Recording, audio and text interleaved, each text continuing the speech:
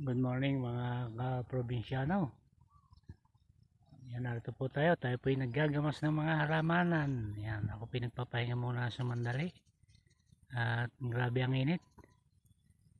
Napakaaga pa ay mainit na agad. Menos 10 para alas 8 ng umaga. Yan, grabe na po agad ang init. Ito po yung aking taniman, oh.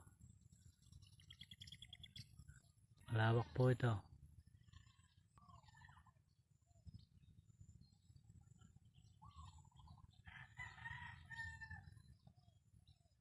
Maluwang pa rin po ang hindi ko natatamnan dyan. Yan, wala pa pong tanim yung lugar na yan.